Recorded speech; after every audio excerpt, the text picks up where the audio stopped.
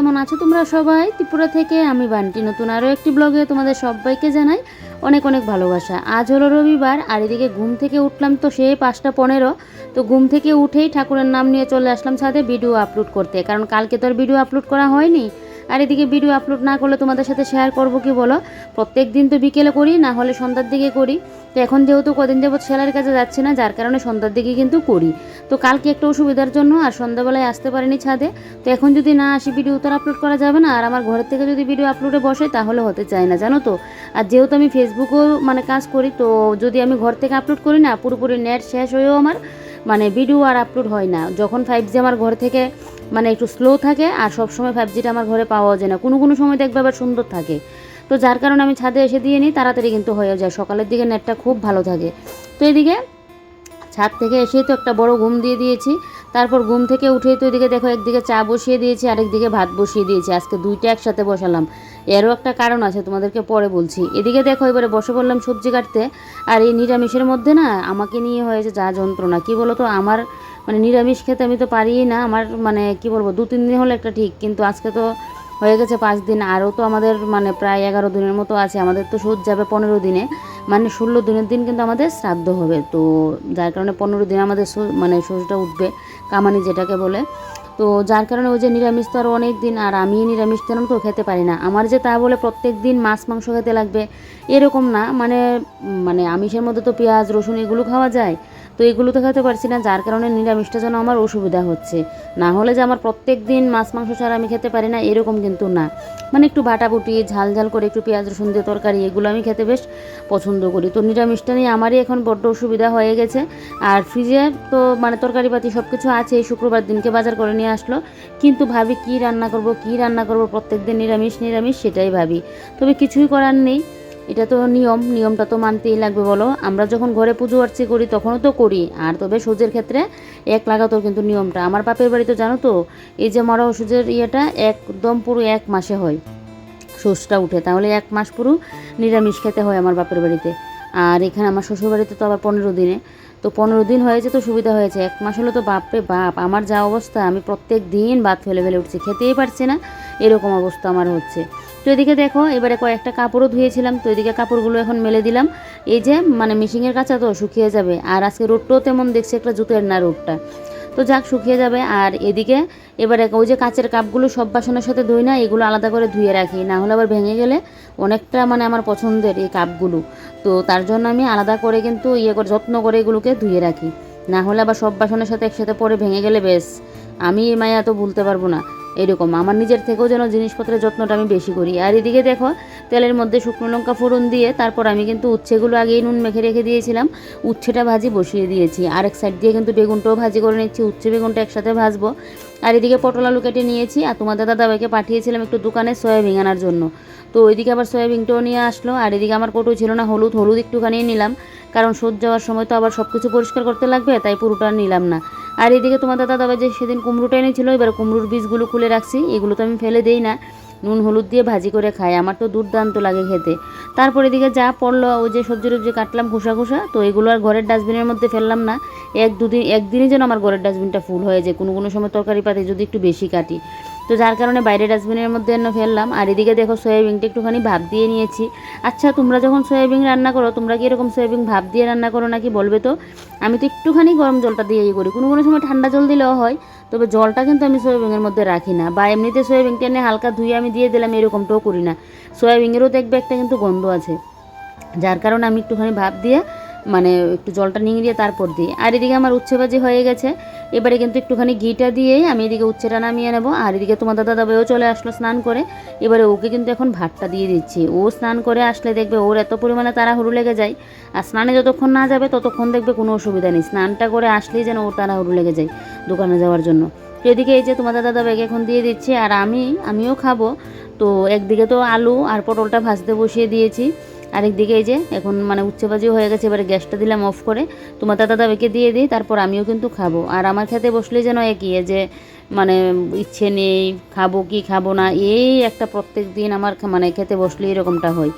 তো যাক, খেতে তো হবেই, আর যেটা নিয়ম এটা তো পালন করতেই লাগবে। এটা কষ্ট হলেও কিছু কিছু নিয়ম কিন্তু পালন করতেই হয়। তো যাক, এদিকে দেখো এবার আমি ওই যে খাওয়া দাওয়া করলাম, খাওয়া দাওয়া করে উঠে তারপর এদিক দিয়ে এখন সয়াবিনটাও দিয়ে দিয়েছি। তো এবার সয়াবিনটা কষানো হচ্ছে, আরেকদিকে আমি মশলাদানিটাকে একটু মুছে নিয়েছি। আবার তো এই মশলাদানি সমস্ত কিছু ধুতেই লাগবে, তো মশলাপাতি তাই জন্য একটু কম কম করেই কিন্তু এটার মধ্যে রাখছি। এখন শেষ হয়ে গেলেও মশলাটা আমি একটু কম করেই রাখি, যেন আমার এই কদিনের মধ্যে শেষ হয়ে যায়। না হলে তো এগুলো রাখতে পারবো না, যেহেতু মরা ওষুধ বলো আর জাতক ওষুধ বলো, ওষুধের ধোয়াদায়ের সাথে এগুলো কিন্তু ফেলেই দিতে লাগে। তো যার কারণে কম করে কিন্তু মশলাটা আমি নিচ্ছি। আর এদিকে দেখো মশলাদানিটা নোংরা হয়েছিল, তাই জন্য একটুখানি মুছে দিচ্ছি। ঘরের কাজ তো সবসময় থাকে, কাজগুলো কিন্তু হবে। আর কদিন বাদে থেকে যে কাজ যে শুরু হবে, এই কাজ যে আমি একা হাতে কীভাবে সামলাবো, এখন আমার কাজ দেখলেই যেন ভয় লেগে যায়, কীভাবে আমি এত কাজ সামলাবো একা হাতে। তো যাক, দেখা যাক কী হয়। আগেও তো একা হাতেই করেছি, একা হাতে না হয় করবো, তবে একদিনে তো করতে পারবো না, দিনে দিনে দিনে দিনে করে কিন্তু করব। তো এখন দেখতে করতেই চলে যাবে দিনগুলো, কারণ আর তো 5 দিন যেহেতু আমাদের আজকে চলছে, তো আর 10 দিন 15 দিনে যেহেতু আমাদের কামানি, তো 10 দিন দেখবে এমনিতে চলে যাবে। যখন কাঁচা ধোয়া ঝাড়াঝুড়ি শুরু করব, এমনিতে দিনগুলো কেটে যাবে।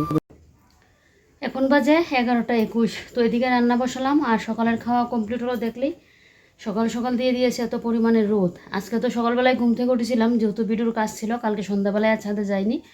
তো সকালবেলায় সেই 5টা 15 ঘুম থেকে উঠলাম।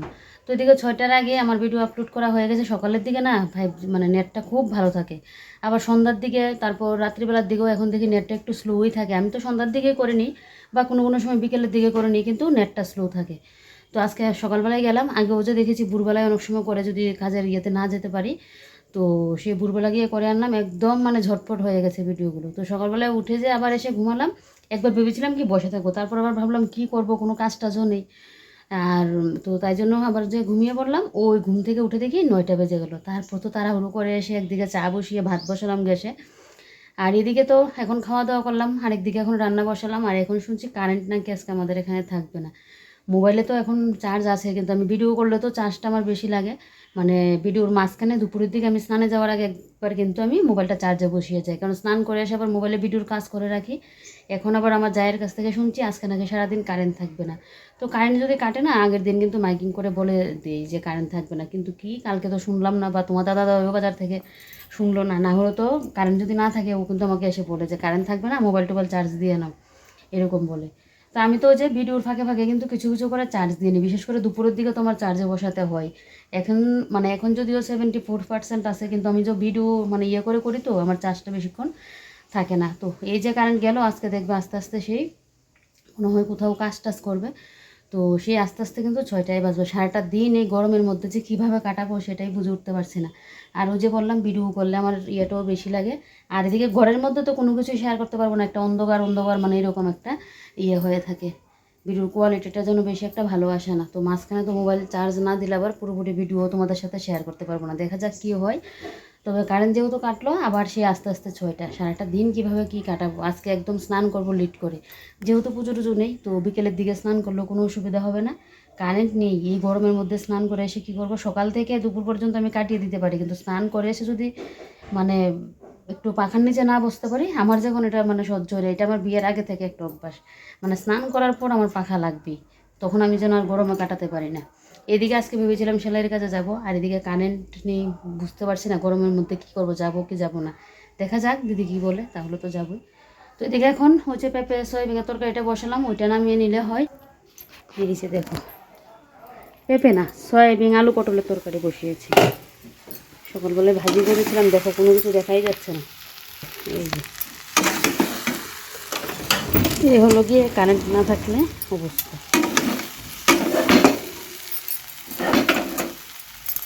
আমার সয়াবিন তরকারিও হয়ে গেছে, একটুখানি নামানোর আগে গরম মশলাটা দিলাম, বেশ সয়াবিন রান্না হয়ে গেছে।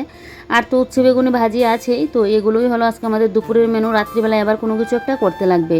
আর নিরামিষের মধ্যে না ওই এক পদে সকালে রান্না করে রাখলাম সারাদিন খাওয়া হবে, এটা কিন্তু হয় না।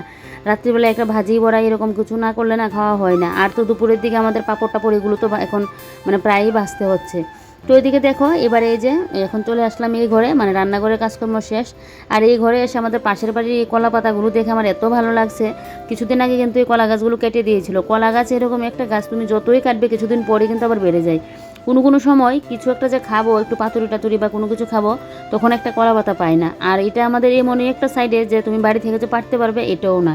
এটা সাইড দিয়ে অনেক জিনিসপত্র রাখা, যার কারণে সাইড দিয়ে দাঁড়িয়ে তুমি কোনোভাবেই সম্ভব না। আর তোমাদের তো আমি জুম করিয়ে দেখালাম বলে এরকমটা মনে হচ্ছে, না হলে আমাদের ঘর থেকে কিন্তু অনেকটাই মানে ওই সাইড দিয়ে, আর এদিকে ঘুরে যাওয়াও সম্ভব না, তুমি যে রাস্তা দিয়ে ঘুরে যাবে। তো যার কারণে শুধু পাতাগুলো চোখেই দেখি, পারবো যে এটা আর হয় না। তো ওইদিকে দেখো এবারে এই ঘরের কাপড়গুলো গুছিয়ে নিচ্ছি। আর এদিকে তো বললাম এই কারেন্ট যে কখন আজকে আসবে কী যে হবে বুঝে উঠতে পারছি না। যতটুকু করার ভিডিও দেখি ততটুকুই করে রাখি। আর কালকে মাইকিংও করলো না, না হলে তো কারেন্টটা জানা থাকলে তারপরেও আমার মোবাইলে চার্জ দিতে হয়। তারপরেও যদি জানতাম আমি ওই ফাঁকে ফাঁকে ফাঁকে ফাঁকে একটু একটু করে কিন্তু মোবাইলটা চার্জ দিয়ে রাখতাম। ওই যেরকম মানে একটুখানি ভিডিও শ্যুট করছি, আবার এদিকে মোবাইলটা চার্জে বসিয়ে দিতাম, এরকম করতাম, তাহলে চার্জটা তো আর শেষ হতো না। তো কে জানতো বলো কারেন্ট যে থাকবে না। আর এদিকে দেখো কাপড় যে ধুয়েছিলাম সমস্ত কাপড় তো শুকিয়ে গেল। এবারে এগুলোকে গুছিয়ে কিন্তু আমি শুকেছে টুকেছে কোথাও রাখবো না, কারণ এগুলো আবার ধোয়াই পড়বে। আবার যখন ঘর দৌড় ঝাড় দেবো তখন তো আবার এই বিছানা চাদরটা তুলবো, তখন এটা পেতে নেবো, আবার কামানির দিন ধোয়া হবে। তো যার কারণে এই বেড কাভারটা কিন্তু আর তুললাম না। আর এদিকে কাপড় চোপড় এখানেই রেখে দিচ্ছি। এখন যা কিছুই ধোয়া হচ্ছে কোনো কিছুই কিন্তু আর সুগজের ভিতরে রাখছি না, সব কিছু বাইরেই থাকছে। আর এদিকে এখন সোফাগুলোকে ঠিকঠাক করে নিচ্ছি। আর এদিকে আজকে জানো তো স্নানটা করবো অনেকটা লেট করে, কারণ তাড়াতাড়ি স্নান করে আমি থাকতে পারবো না। এমনিতে কদিন যাবো সকাল সকাল স্নান করেছিলাম, বাপরে বাপ আমার অবস্থা পুরো খারাপ। এদিকে রোদের কথা তো বলে লাভ নেই, রোদ তো মানে আছে, বৃষ্টি হলেও না ঠান্ডা মানে ইয়েটাও থাকে না, এত পরিমাণে গরমটা লাগে। তো এদিকে দেখো এবার ওই পেছনে দরজাটা খুলে রাখলাম। আমি এখন না ওই যখন স্নান টান করে ফ্রেশ হয়ে এসে মানে শুয়ে থাকি, তখনই নিচে কিন্তু টেবিলটা সরিয়ে এই দরজাটা মানে পর্দাটা দেওয়া থাকে, এখানে কিন্তু আমি শুয়ে থাকি, কারণ গরমের যন্ত্রণায় বিছানায় শোয়া যায় না।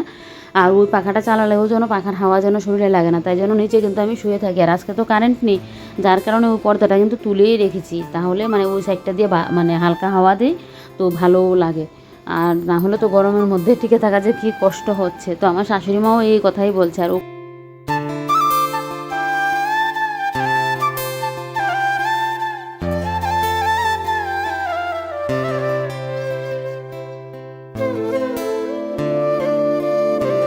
এদিকে আমার ঝাড়ু দেওয়া তো কমপ্লিট। আর যেহেতু কারেন্ট নেই, এদিকে দেখো পেছনের দরজাটা তো আগেই খুলে রেখে দিয়েছিলাম, এখান দিয়ে না বেশ ভালো হাওয়া আসে, এখানে আমি শুয়েও থাকি। এই মানে কারেন্ট থাকুক বা না থাকুক পাখাটা চালিয়ে কিন্তু আমি এখানে শুয়ে থাকি। তো এদিকে দেখো এবারে জলটা খেয়ে নিচ্ছি, কারণ জল খেয়ে দেখবে আমাদের শরীরের কিন্তু অনেক সমস্যার সমাধান হয়, আর অনেক প্রবলেম কিন্তু দূর হয় জলটা খেলে। যা আমি এখন তো জল একদমই খাই না, আর আগে এত এত পরিমাণে জল খেতাম, যেখানেই যেতাম সবার বাড়ি গিয়ে আমি জলটা এত পরিমাণে খেতাম, সবাই আমার জল খাওয়া নিয়ে বলতো এত কীভাবে আমি জল খাই। আর এখন দেখো আমি জলটা একদমই খাই না। তো এদিকে জল খেয়ে নিলাম, তারপর এদিকে চলে আসলাম এখন স্নানটা করতে। আজকে একটু লেট করে স্নানটা করছি। আর এদিকে এই গাছটা না এখন তো পুজোর মানে আমাদের তো পুজো দেওয়া হচ্ছে না, আর এদিকে ফুলগুলো গাছে দেখলে মানে বিশ্বাস করবে না মানে কী যে ভালো লাগে গো। আর এখন তো ফুলগুলো আর ঠাকুরের চরণ যেহেতু পুজো হচ্ছে না আর দেবো কী করে বলো। তো এদিকে গাছের ডালগুলো না একদম শরীরে এসে লাগে, তো যার কারণে একটু ডালগুলো বেঁধে দিচ্ছি। তো পরিমাণে শামুক হয়ে থাকে, ফার্স্টে একটা শামুক আমি ফেললাম, শামুকটা ফেলে তারপর কিন্তু এগুলো মানে ডালটা আমি বেঁধে দিচ্ছি। আর এদিকে ওই যে কয়েকটা গাছের আবার ডালগুলো একটুখানি কাটিং করে দেবো। আর এদিকে দেখো এবারে এই নিচটাও দেখে এদিকে ছড়িয়ে আছে, তো এগুলো বেঁধে দিচ্ছি কলি অবস্থায়। গাছের ডাল আমার কাটতে গেলে ভাঙতে গেলে খুব মায়া লাগে জানো তো। তো যার কারণে যেই ডালগুলোর মধ্যে কলি থাকবে সেই ডালগুলো তো ফেলবো না, আর বাদ বাকি ডালগুলো এরকম একটু বেঁধে দিয়ে রাখলে তাহলে দেখবে অনেকটা মজে থাকবে, মানে না হলে তো একদম পুরো ছড়িয়ে একদম ইয়ে হয়ে থাকে।